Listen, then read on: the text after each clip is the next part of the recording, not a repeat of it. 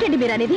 ఈ రోజు మీకు బోనస్ వస్తుంది కదా, రేపు బుజ్జి తీసుకడదాం అనుకుంటుంటే సడన్ గా వచ్చి బోనస్ రాలేదంటావేంటి? ఏంటి వాళ్ళు ఇస్తామన్న బోనస్ నేనేదో తీసుకోకుండా వచ్చేసినట్టు మాట్లాడతావేంటి? సరే, బోనస్ రాదని తెలిసింది, బుజ్జి కాన్వెంట్ ఫీజు కట్టాలని తెలుసు కదా, మరి ఎవరి దగ్గర అప్పు సప్పు తీసుకురావచ్చుగా.